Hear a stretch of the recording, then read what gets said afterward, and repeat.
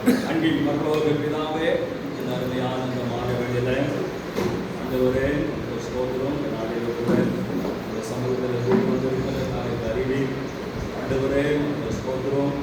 ஆண்டவரே உடைய சமூகத்தில் நாங்கள் உடைய வசனத்தை நாங்கள் தியானிக்க போகிறோம்.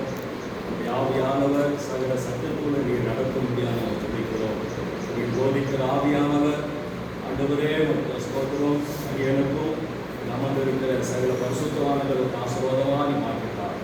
பெரிய காரணம் இயேசுவின் துதிக்கிறேன் நல்லதுதாவே. ஆமென். அல்லேலூயா. அல்லேலூயா. நாளிலும் நம்ம சிறிது நேரம் தியானத்திற்காக தெரிந்து கொள்ளப்பட்ட வேத பகுதி எபேசியருக்கு எழுதின நிருபம் அதனுடைய 1ஆம் அதிகாரம் 1ஆம் வசனத்திலிருந்து 14ஆம் வசனம் வரையிலும் 2 பேர் ஒன்றாம் அதிகாரம் 1ஆம் வசனத்திலிருந்து 14ஆம் வசனம் வரையிலும் தேவனுடைய சித்தத்தினாலே இயேசு கிறிஸ்துவனுடைய அப்போஸ்தலனாகிய பவுல் எபேசியிலே கிறிஸ்து இயேசுக்குள்ளான விசுவாசிகளாக இருக்கிற பரிசுத்தவான்களுக்கு எழுதுகிறதாவது: நம்முடைய பிதாவாகிய தேவனாலும் கர்த்தராகிய இயேசு கிறிஸ்துவினாலும் உங்களுக்கு கிருபையும் சமாதானமும் உண்டாவதாக. நம்முடைய கர்த்தராகிய இயேசு கிறிஸ்துவின் பிதாவாகிய தேவனுக்கு ஸ்தோத்திரம். அவர் கிறிஸ்துவுக்குள் உன்னதங்களிலே ஆவுக்குரிய சகல ஆசீர்வாதத்தினாலும் நம்மை தமக்கு முன்பாக நாம் அன்பில் பரிசுத்தவான்களும் குற்றமில்லாதவர்களும் பரிசுத்தமுள்ளவர்களும் குற்றமில்லாதவர்களுமாக இருப்பதற்கு அவர் உலகத் தோற்றத்திற்கு முன்னே கிறிஸ்துவுக்குள் நம்மை தெரிந்து கொண்டபடியே பிரியமானவர்களுக்குள் தாம் நமக்கு தந்தரின தம்முடைய கிருபையின் மகிமைக்கு புகழ்ச்சியாக தம்முடைய தயவுள்ள சித்தத்தின்படியே நம்மை இயேசு கிறிஸ்துவின் மூலமாய் தமக்கு சுவிகார புத்திரராகும்படிக்கு முன்குறித்திருக்கிறார். அவருடைய கிருபையின் ஐஸ்வர்யத்தின்படியே இவருடைய இரத்தத்தினாலே பாவ மன்னிப்பாகிய மீட்பு இவருக்குள் நமக்கு உண்டாயிருக்கிறது. அந்த கிருபையை அவர் சகல ஞானத்தோடும் புத்தியோடும் எங்களிடத்தில் பெருக பண்ணினார். காலங்கள் நிறைவேறும்போது விளங்கும் நியாயத்தின்படி பரலோகத்தில் இருக்கிறவைகளும் பூலோகத்தில் இருக்கிறவைகளும் ஆகிய சகலமும் கிறிஸ்துவுக்குள்ளே கூட்டப்பட வேண்டும் என்று தமக்குள்ளே தீர்மானித்திருந்த தம்முடைய தயவுள்ள சித்தத்தின் இரகசியத்தை எங்களுக்கு அறிவித்தார். மேலும் கிறிஸ்துவின் முன்னே நம்பிக்கையாயிருந்த நாங்கள் அவருடைய மகிமைக்கு புகழ்ச்சியாக இருக்கும்படிக்கு தமது சித்தத்தின் ஆலோசனைக்கு தக்கதாக எல்லாவற்றையும் நடப்பிக்கிற அவருடைய தீர்மானத்தின்படியே நாங்கள் முன்குறிக்கப்பட்டு கிறிஸ்துவுக்குள் அவருடைய சுதந்திரமாகும்படி தெரிந்து கொள்ளப்பட்டோம். நீங்களும் உங்கள் ரட்சிப்பின் சுவிசேஷமாகிய சத்திய வசனத்தை கேட்டு விசுவாசிகளான பொழுது வாக்குத்தத்தம் பண்ணப்பட்ட பரிசுத்த ஆவியால் அவர்கள் முத்திரை போடப்பட்டீர்கள். அவருக்கு சொந்தமானவர்கள் அவருடைய மகிமைக்கு புகழ்ச்சியாக மீட்கப்படுவார்கள் என்பதற்கு ஆவியானவர் நம்முடைய சோதரத்தின் அச்சாரமாக இருக்கிறார். தேவனாலே இயேசு கிறிஸ்துவின் அப்போஸ்தலனாகிய பவுல் எபேசியருக்குள் விசுவாசிகளாய் இருக்கிற பரிசுத்தவான்களுக்கு எழுதுகிறதாவது: நம்முடைய பிதாவாகிய தேவனாலும் கர்த்தராகிய இயேசு கிறிஸ்துவினாலும் உங்களுக்கு கிருபையும் சமாதானமும் உண்டாவதாக. நம்முடைய கர்த்தராகிய இயேசு கிறிஸ்துவின் பிதாவாகிய தேவனுக்கு ஸ்தோத்திரம்.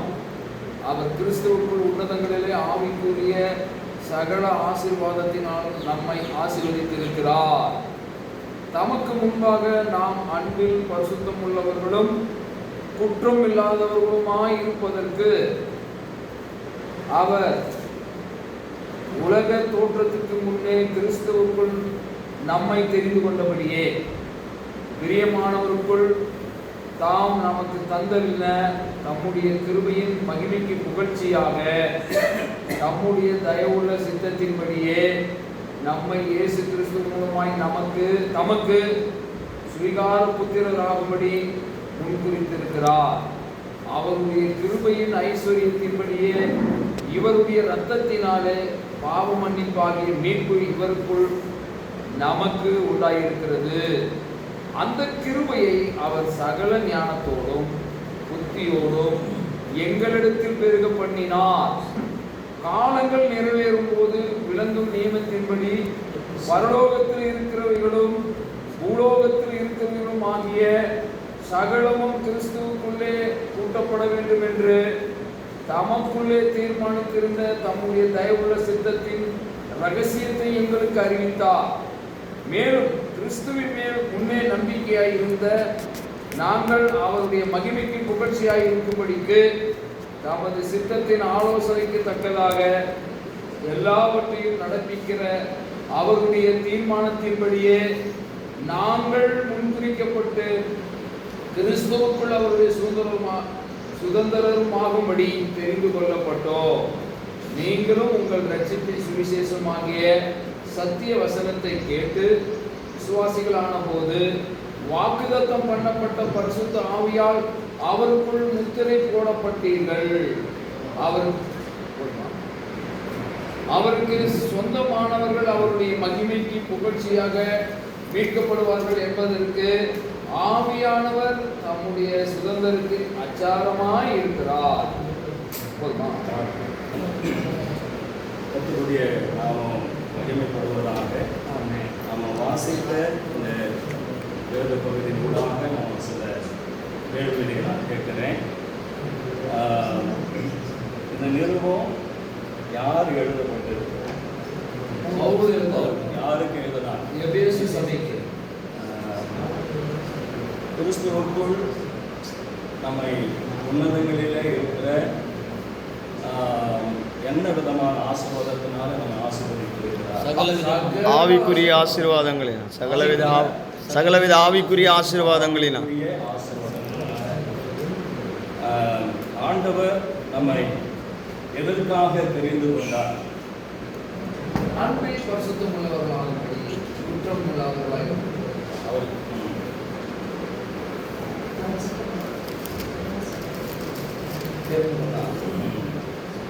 பாவ மன்னிப்பாகிய மீட்பு யார் மூலமா உண்டாயிருக்கிறது?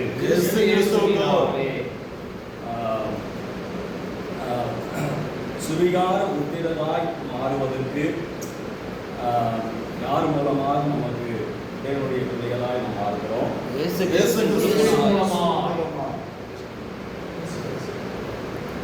எதனூடாக நாம முத்திரை போடப்பட்டிருக்கிறோம்? கர்த்தருடைய நாமம் மகிமைப்படுவதாக நம்ம வாசித்த இந்த வேத பகுதியினூடாக ஒரு சுருங்கின கதை ஒருவர் நதியிலிருந்து சொல்லும்படி அங்கே கேட்டுக்கொள்கிறேன். நம்ம வாசித்த இந்த வேத பகுதியினூடாக ஒரு சுருங்கின ஒரு கதை யாராவது ஒன்று சொல்லுங்கள்.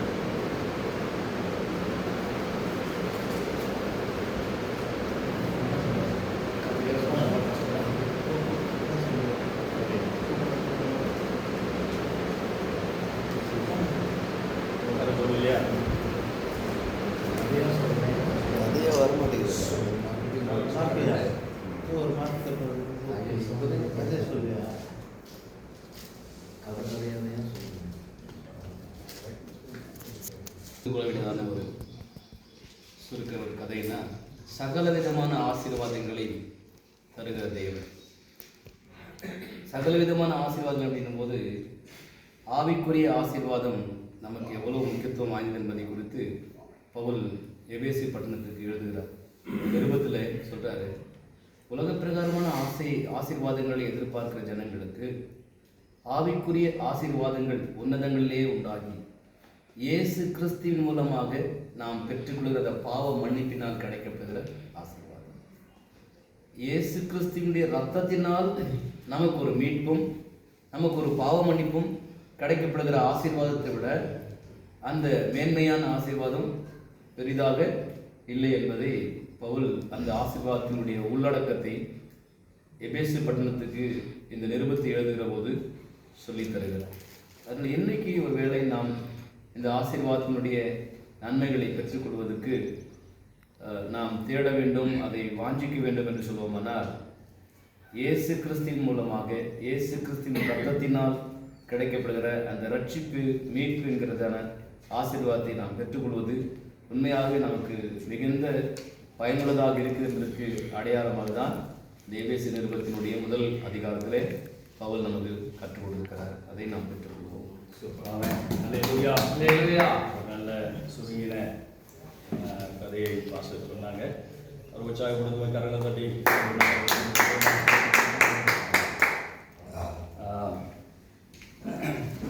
நம்ம வாசித்த இந்த வேத பகுதியினூடாக நம்ம ஒரு சுருங்கின கதையை நம்ம கேட்டோம்.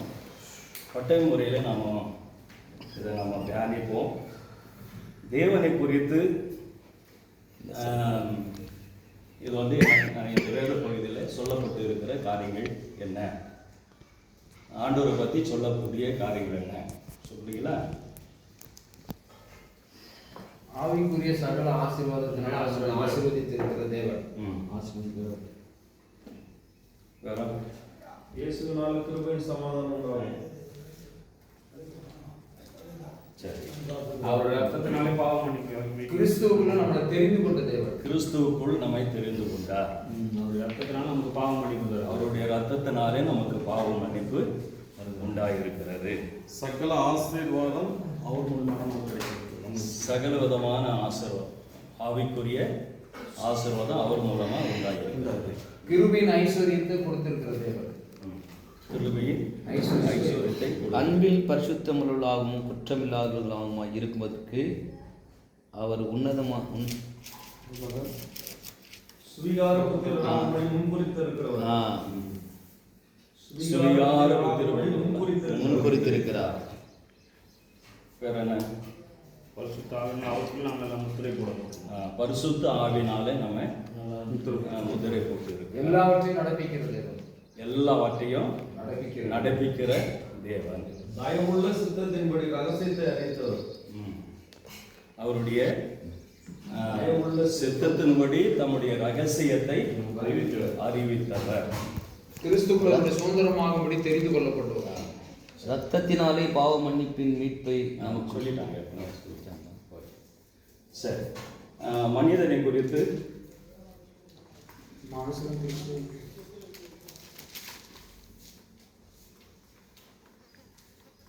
மனுஷன் முன்குறிக்கப்பட்டவர். உலக தோற்றத்துக்கு முன்னே அவர் முன்குறித்திருக்கிறார். மனிதன் உலக தோற்றத்துக்கு முன்பதாகவே முன்குறித்தார், தெரிந்து கொள்ளப்பட்டார். வெறும் சுதந்திரமாக தெரிந்து கொள்ளப்பட்டவர். அவருடைய சுதந்திரமாக சுவிகார புத்திரராக தெரிந்து கொள்ளப்பட்டார். நம்மை ஆசீர்வதித்திருக்கிறார். நம்மை ஆசீர்வதித்திருக்கிறார். குற்றமில்லாதவர்களாய் இருப்பதற்கு முத்திரை போடப்பட்டிருக்கிறார். பரிசுத்த ஆவி, பரிசுத்த ஆவியினாலே ஆவியினால் அவருக்குள் முத்திரை போடும். அவருக்குள் முத்திரை போடப்பட்டிருக்கிறோம். கிறிஸ்துவின் மேல் முன்னே நம்பிக்கையாக இருந்தவர்கள் மனிதர்கள். கிறிஸ்து மேல் நம்பிக்கையா இருந்தவர்கள். விசுவாசிகள் அடையாளப்படுத்த விசுவாசிகள் அடையாளம் அதுதான் பரிசுத்த ஆவியினால சத்திய வசனத்தை கேட்டு விசுவாசிக்கலாம். அவருக்கு சொந்தமானவர்கள். அவருக்கு சொந்தமானவர்கள் சத்திய வசனத்தை கேட்டு விசுவாசிக்கலாம். விசுவாசிக்கலையா? விசுவாசிக்கலாம். மீட்பு இவருக்கும் நமக்கு இருக்கிறது. ஞானத்தோடும் புத்தியோடும் பெருக தேவன் மனுஷனுக்கு ஞானத்தோடும் புத்தியோடும் பெருக ஞானத்தோடு புத்தியோடு பெருக பாவம்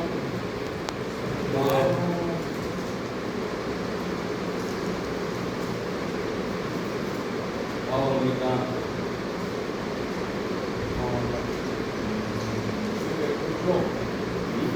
குற்றம் இல்லாதவர்களால் கட்டளை பாவம் இருக்கான்.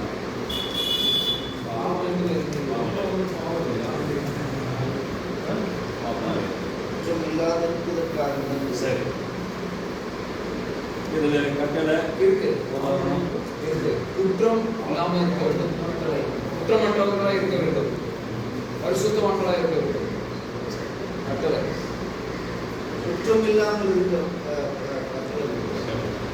அன்பில் பரிசுத்தமுள்ளவர்களாக இருக்கணும். கட்டளை சரி, நம்ம கால வரிசையில் கட்டளை முறையில் நம்ம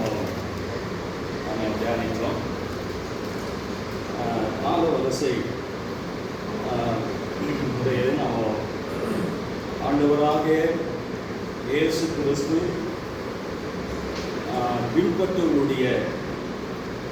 பின்பற்றுவர்கள் அவருடைய மரணத்தையும் உயிர்த்தெழுதலையும் கண்டதாக வேதாகமம் நமக்கு போதிக்கிறது. அவர்களின் வாழ்க்கை என்றென்றும் மாறியதாக நாம் பார்க்கிறோம். இயேசு அவர்களை அழைத்து பூமியில் தம்முடைய வேலை முடிந்து விட்டதாக சொன்னார். இப்போது அவர்கள் ஊழியத்திற்கு செல்லும் நேரம் வந்தது. இயேசு அவர்களிடம் தேவனுடைய ஆவியானவருடைய அபிஷேகத்தை பெறுவதற்கு பரிசுத்த ஆவியானவர் அனுப்புவதாக அவர் சொன்னார். இயேசு பரலோகத்துக்கு சென்ற பிறகு தேவனுடைய ஆவியானவர் அவர்களை இயேசுவை பின்பற்றுகிற இருதயத்தில் வந்து தங்கி வாசம் பண்ணினார். இயேசுவை பின்பற்றுகிறவர்கள் தேவனுடைய வல்லமையினாலும் ஞானத்தினாலும் நிரப்பப்பட்டு எல்லா இடங்களிலும் இயேசு செய்த எல்லா விதமான அற்புத அடையாளங்களையும் எல்லா மக்களுக்கும் சொல்ல ஆரம்பித்தார்கள். தேவனுடன் எப்படி சரியான ஐக்கியத்தை வைத்துக் கொள்வது என்றும் ஜனங்களுக்கு சொன்னார்கள். விசுவாசித்தவர்கள் ஞானஸ்தானம் பெற்றார்கள். அவர்கள் பெற்றவர்கள் ஒன்று கூடி வந்ததுதான் திருசபை என்று சொல்லி நாம் பார்க்கிறோம். ஆரம்பத்தில் இந்த புதிய சபை யூதர்களால் மட்டுமே உருவாக்கப்பட்டன. இயேசுவின் சீஷர்களில் ஒருவரான பவுல் இயேசுவை பற்றிய நற்செய்தியை எல்லா மக்களுக்கும் எடுத்து செல்வதற்கு ஒரு கருவியாக வல்லமையாக ஆண்டவர் பயன்படுத்தினார். பவுல் மற்றும் மற்றவர்கள் மூலமாய் தேவன் ஒவ்வொரு தேசத்திலும் ஒவ்வொரு கோத்திரத்திலும் ஒவ்வொரு ஜனங்களிடமிருந்தும் பாஷைக்காரர்களிடத்திலிருந்தும் வீடுகளில் கூடி இயேசுவை போதனைகளை படிக்க தொடங்கி அவர்கள் தங்கள் சொந்த வழிகளில் தேவனை ஆராதிக்க தொடங்கினார்கள்.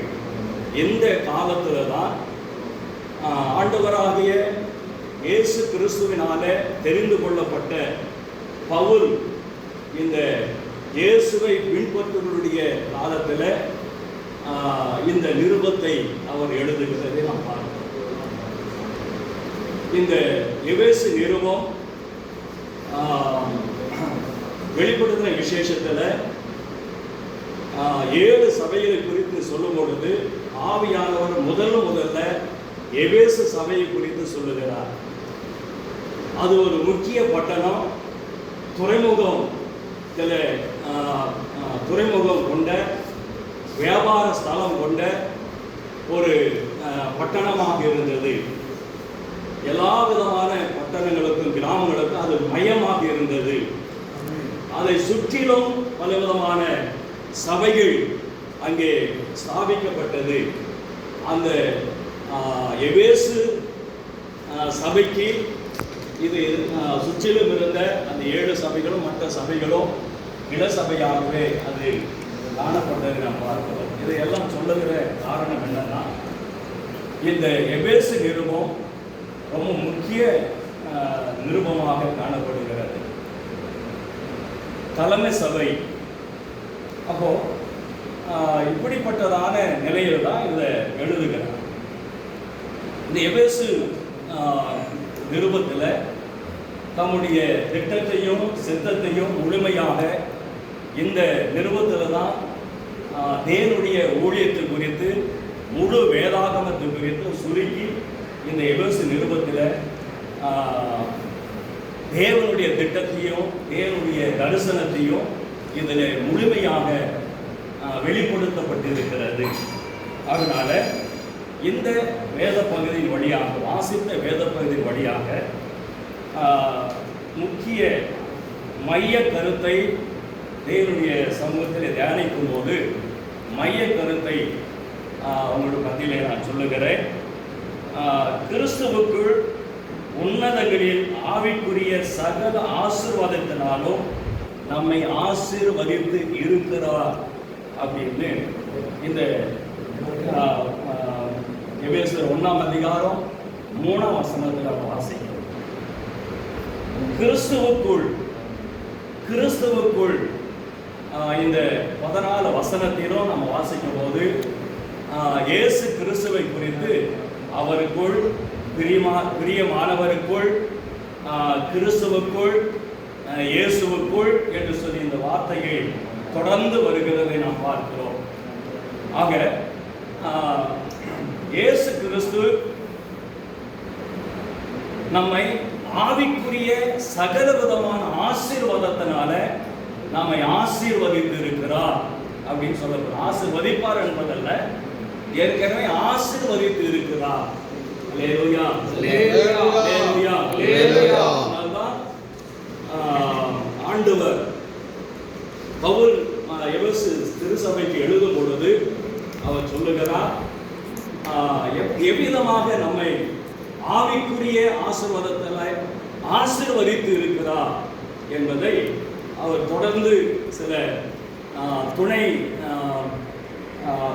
கருத்துக்களை நான் 3 கருத்துக்களை நான் தியானிச்சு ஒவ்வொன்றாக உங்களுக்கு நான் பகிர்ந்து கொள்கிறேன். ஆண்டவர் கிறிஸ்துவுக்குள் உன்னதங்களில் ஆவிக்குரிய சகலவிதமான ஆசீர்வாதங்களாலே நம்மை ஆசீர்வதிக்கிறார்.